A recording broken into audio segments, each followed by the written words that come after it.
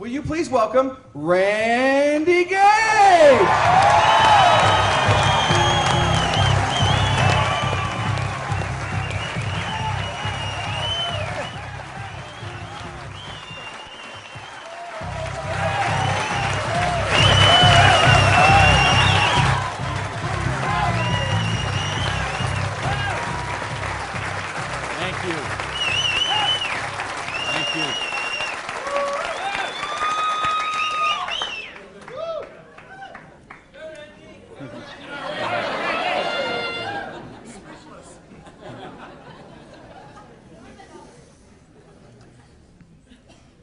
So what do you do when your dream dies?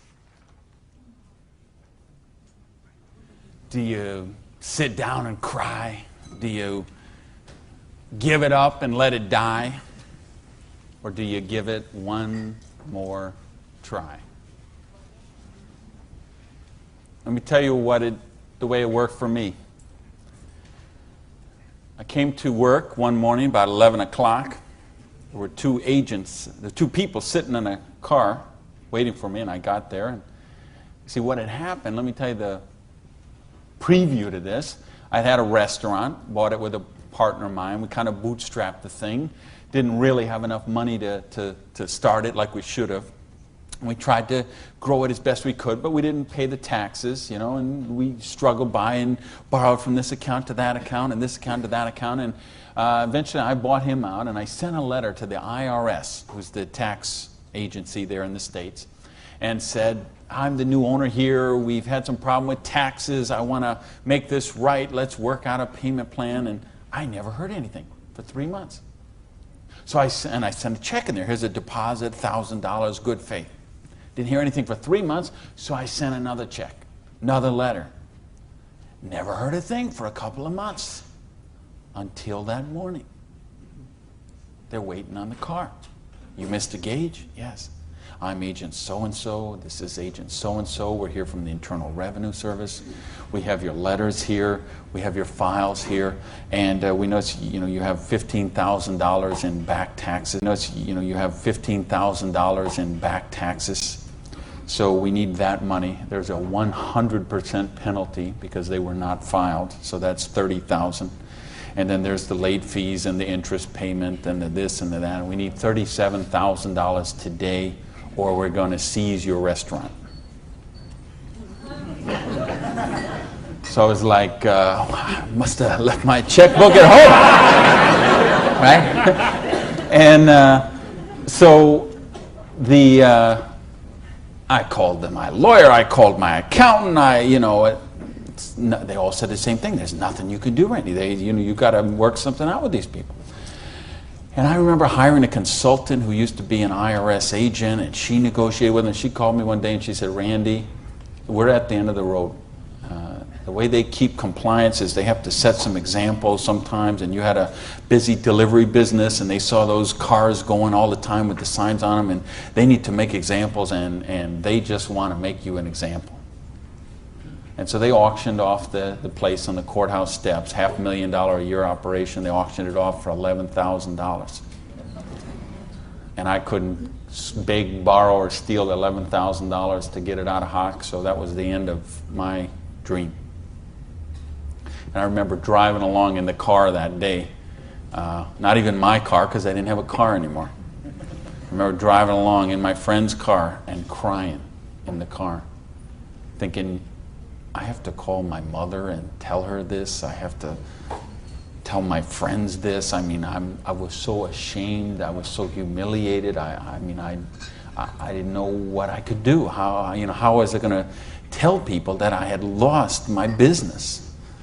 And between the $37,000 I owed those guys and then the money I owed for the vendors, whatever money I had left that day, I took and paid off the employees and said, this is the last check you're going to get, so do what you can with it.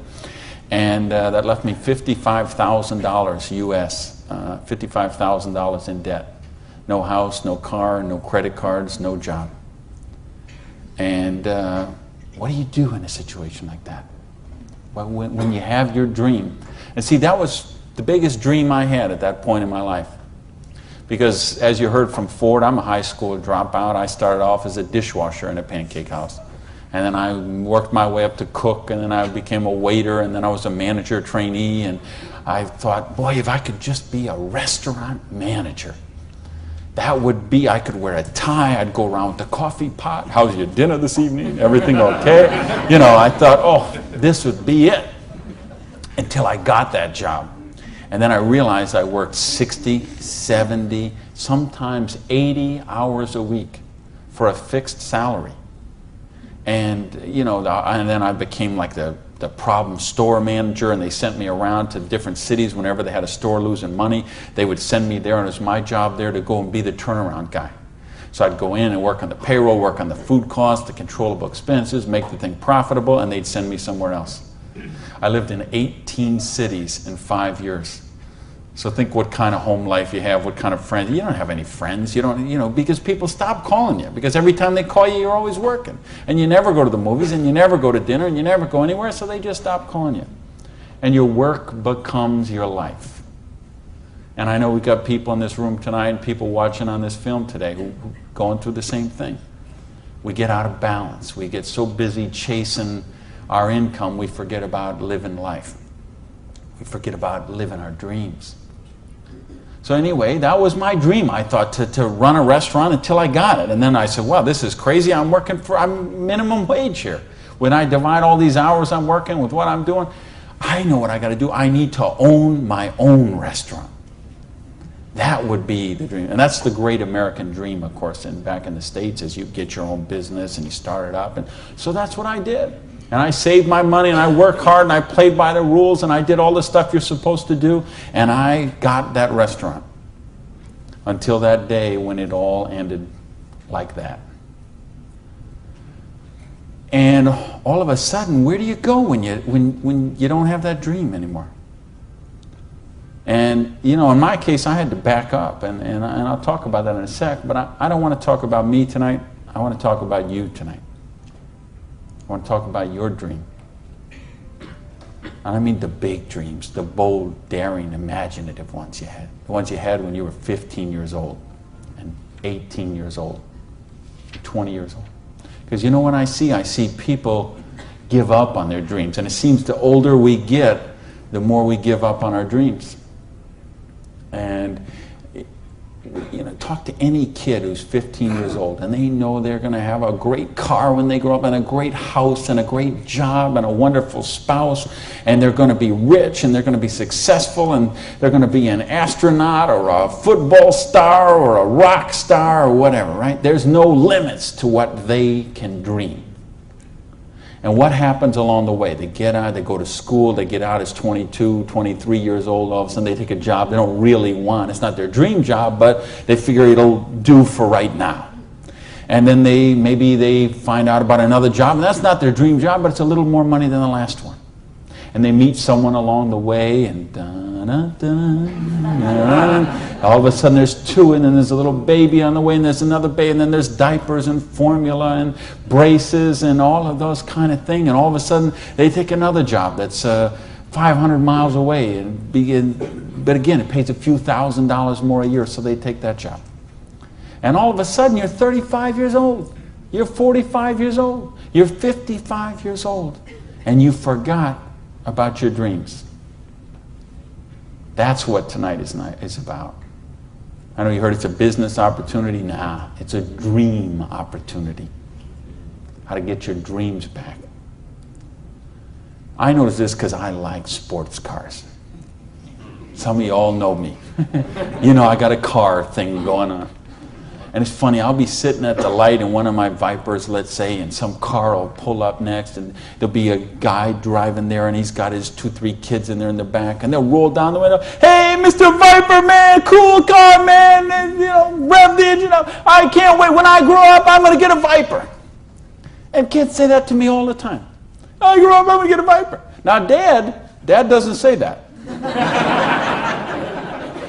He's just sitting there behind the wheel, because see, Dad's already grown up. And he figured out he ain't getting the Viper. He's got the minivan. Right? What happened along the way? You know, because, and it's funny, every year they publish the list of the most popular cars. And I see it every year, and it comes out. And I read the list, and it's funny. Now, when I talk to kids, and I talk to a lot of kids, they always like cars. And I'm going to get a Corvette, I'm going to get a Lamborghini, I'm going to get a Ferrari. And then when they publish this list of the best-selling cars, it's Toyota Camrys and Holdens and Mercurys and Ford Escorts and Geo Metros, the broke-mobiles, right? These are all cars they make for broke people.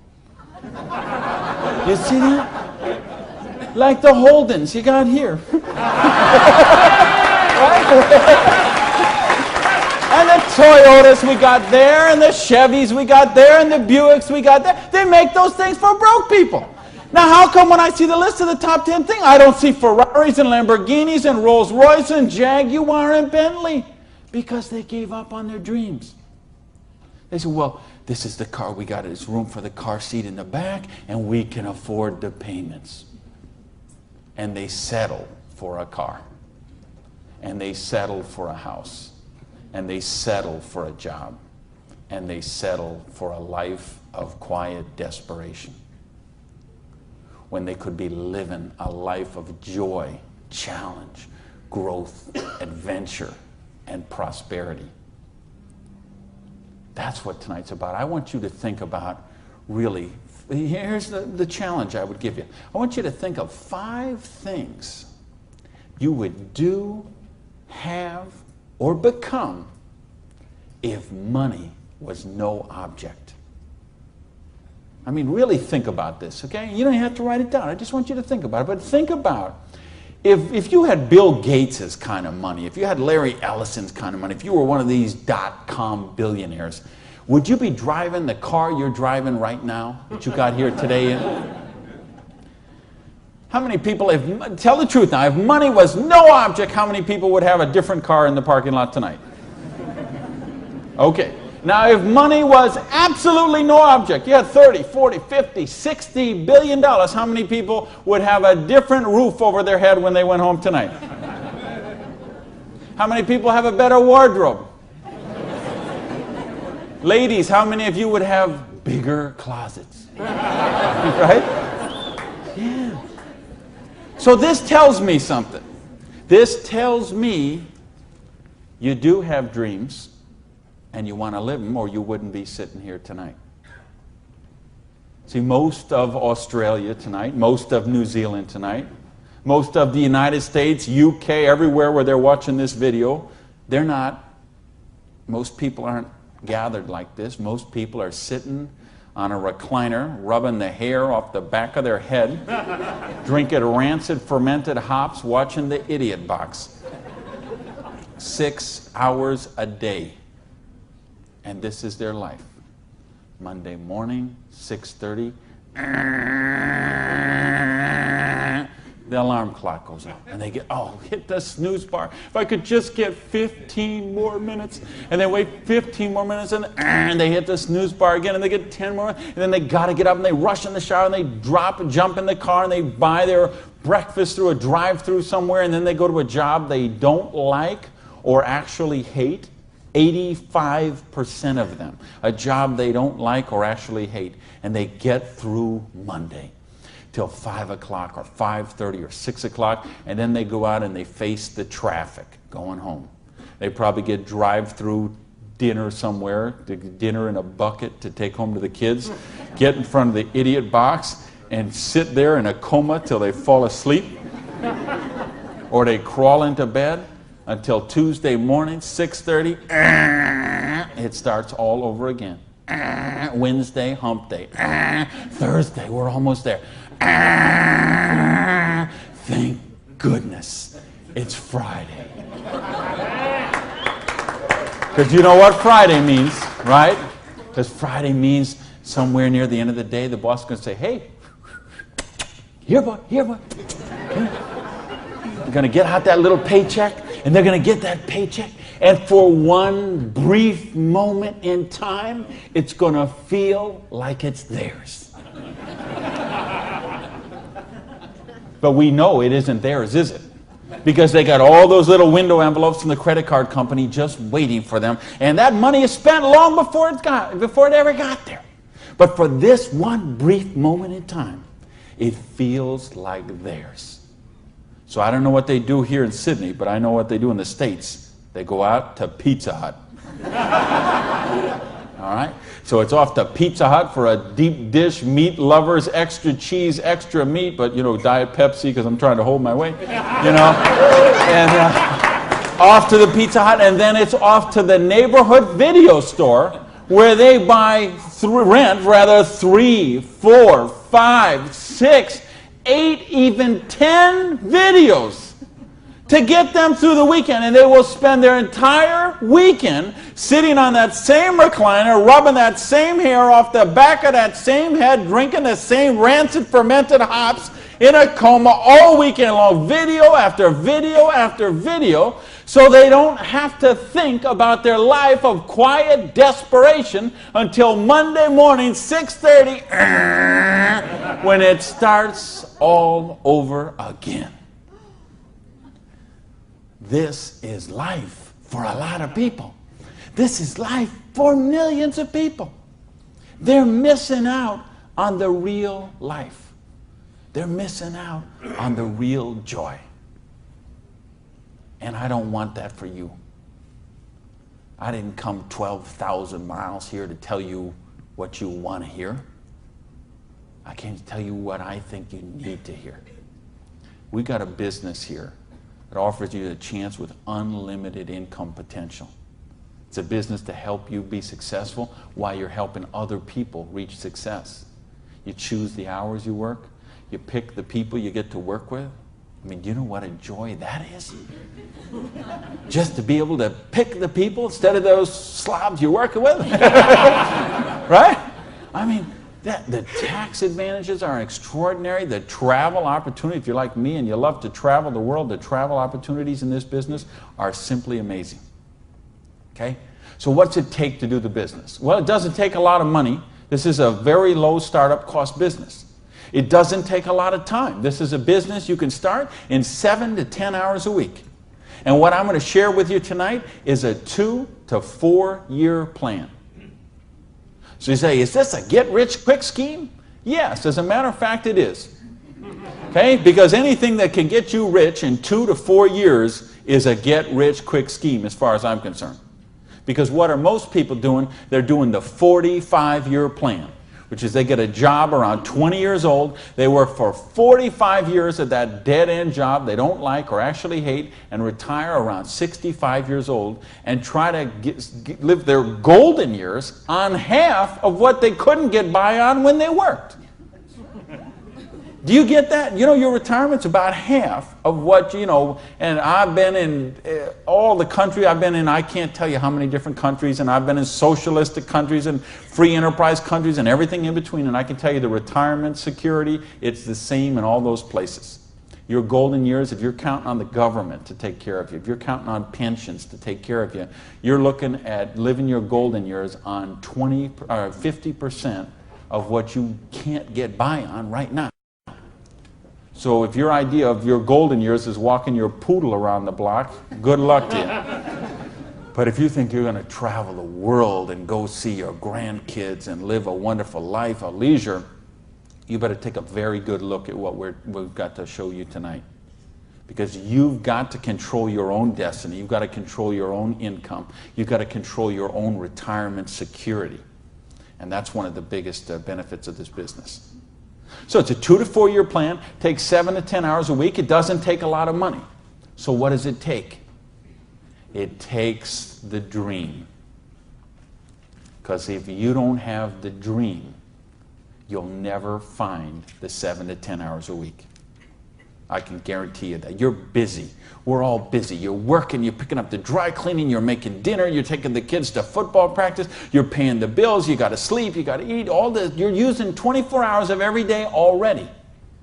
So what's got to give? You've got to find a dream, something that will take you to this frame of mind where you will change the way you live, you will change the daily actions you take, and you will change your mindset for a 2 to 4 year period. So that alarm clock will go off at 6:30 in the morning. You'll get up, you'll have your breakfast, you go to work, you'll work 8 or 9 hours at your job, you'll get out of the job, you'll run somewhere, grab a bite to eat, and go somewhere and work for another 3 hours in the evening. When you could be home watching TV, when you could be with your kids, when you could be with your family, when you could be watching a football game or something else. But you will make a sacrifice. You will say, I will find the 7 to 10 hours a week for 2 to 4 years to build my freedom, to build my security, to build my independence. And don't tell me, ladies, well, I can't do that because of my kids. Let me tell you what I say to that. Don't use your kids as an excuse not to do the business. Use your kids as the reason to do the business. So you can raise your own kids instead of paying someone else to raise them for you. You know, I mean, people drop their kids off at a daycare center at 7:30 in the morning and pick them up at 5 o'clock at night. Those poor kids couldn't pick their mother out of a police lineup.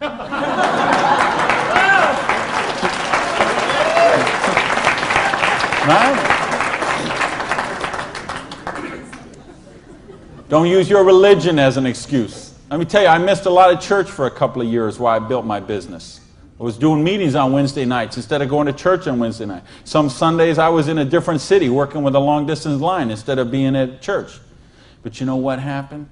I tithe 10% of every penny I make to my church. And I make a lot of pennies these days. Okay, some Sundays, we seat 800 in my church. You know, some Sundays, they put that basket around and it starts here and it goes all the way down the aisles, all that just like that. And you know, sometimes the check that I put in there equals the checks of 799 other people all added together. That's what missing a few days of church did for me. Gave me time to serve on the board of the church, 2 years as the president, a couple years more as the Blue Ribbon Committee. I've been able to contribute to the church. I've been able to teach a class on prosperity on that. See, I couldn't do that when I was broke. Do you really get that? You can't do these kind of things when you're broke. You can't help your kids when you're broke.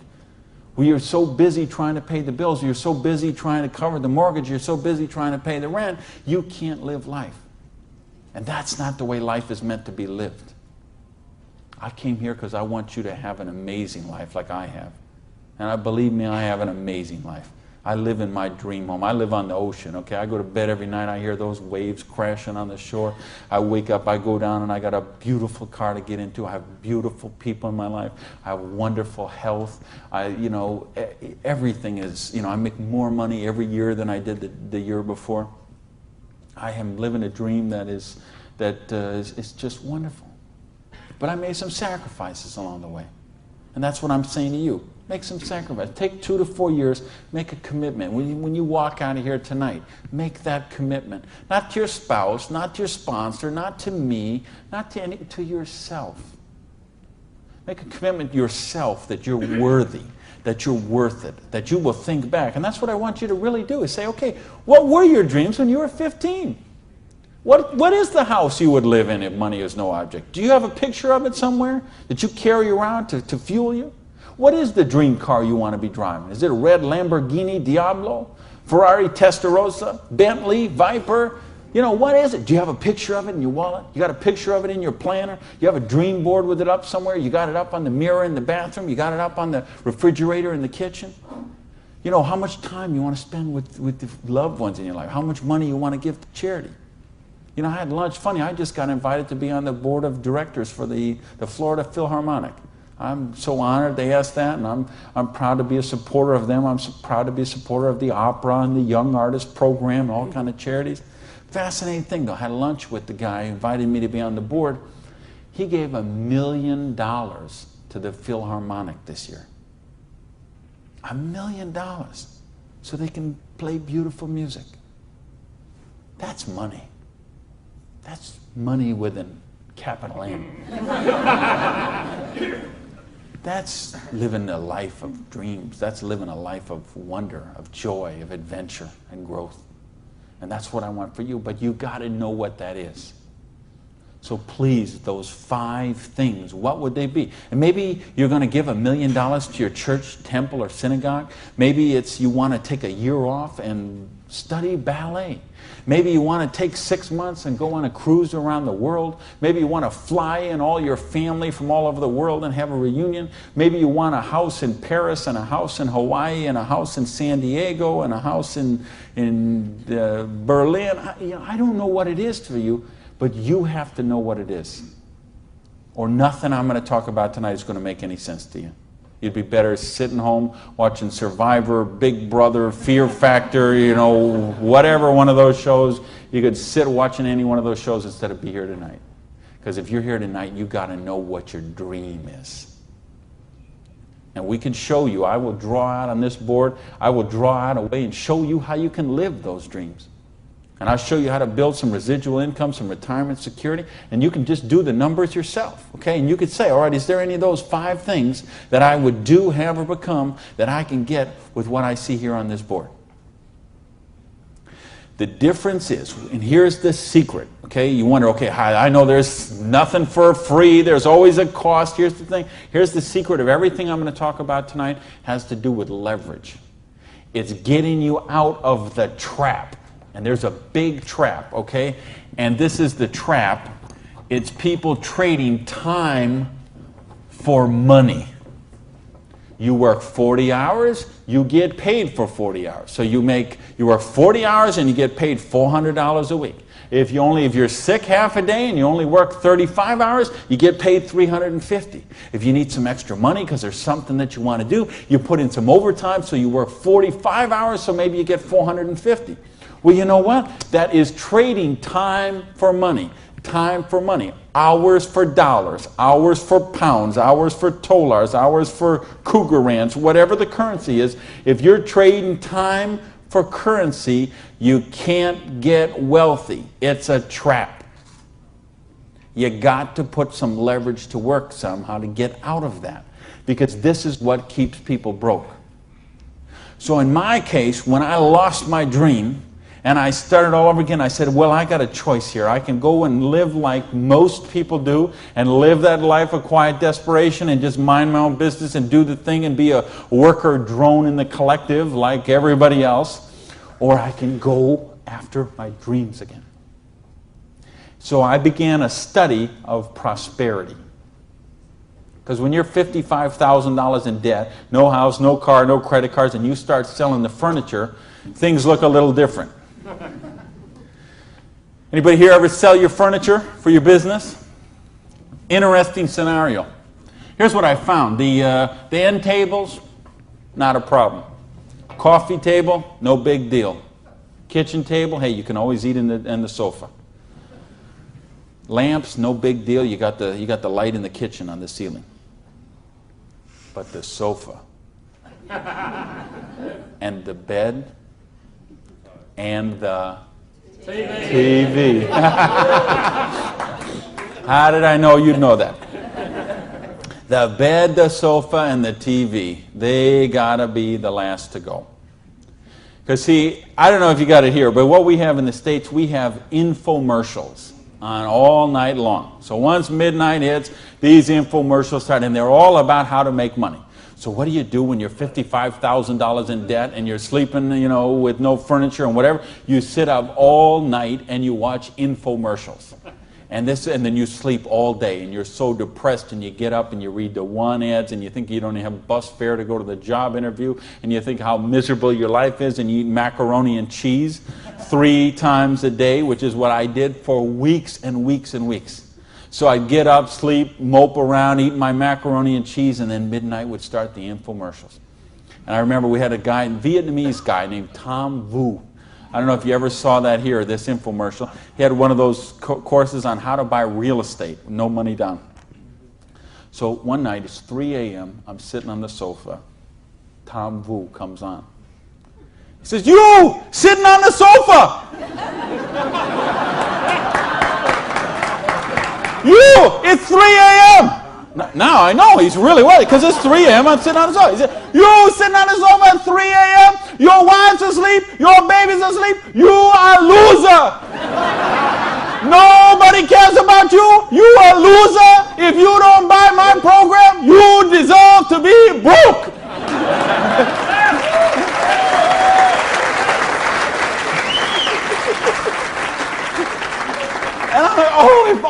I could afford this, bro. But of course I didn't have the $199 or whatever it was. So, and eventually, of course, the sofa had to go, the bed had to go, and then the TV had to go. And then something else had to go. And that was my mindset. My victim, loser, woe is me, oh, the circumstances are against me. That mindset had to go.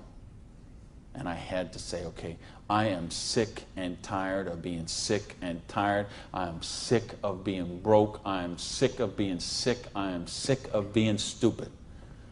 I'm sick, you know, the truth is I wasn't even broke, okay? Because I would have needed $55,000 to qualify for broke. Okay? I would have been happy to be broke at that point in my life, okay? At that point, I would have been happy to have an alarm clock going off at 6:30 waking me up. Now, is that the dumbest invention you ever heard, though, an alarm clock? You're supposed to wake up when you finish sleeping. But, right, what do? We stuck in the thing. So now at this point, I wouldn't have been happy with an alarm clock. Okay, but I started a study of prosperity. And here's what I found. 2 secrets of prosperity. If you want to be wealthy, secret number 1, you have to be your own boss. You ain't going to get rich working for other people. You know, if you've got to get a job as president of Disney Studios or, you know, IBM calls you up and wants you to be the vice president of operations, maybe you're going to make a lot of money. All I know is those people weren't calling me, okay? And they may not be calling you, okay?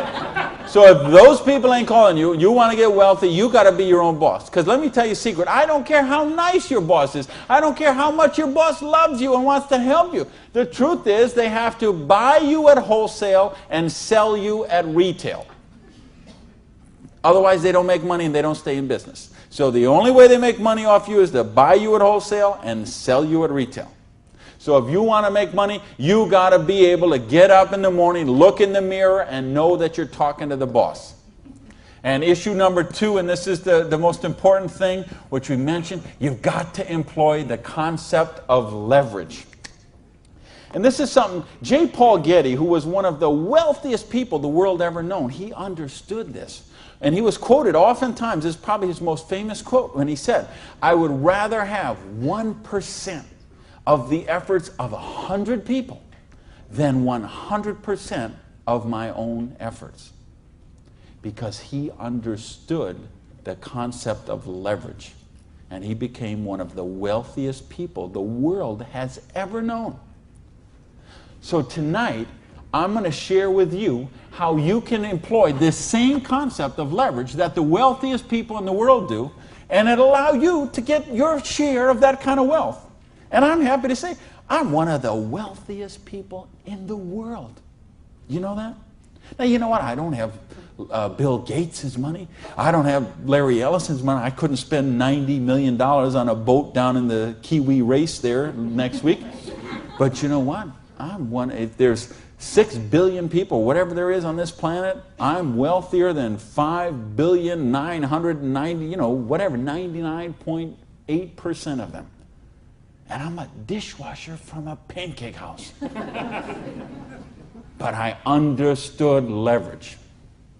Now, how do you put this leverage? It's a business called network marketing, sometimes called multi-level marketing. Sometimes we call it MLM for short.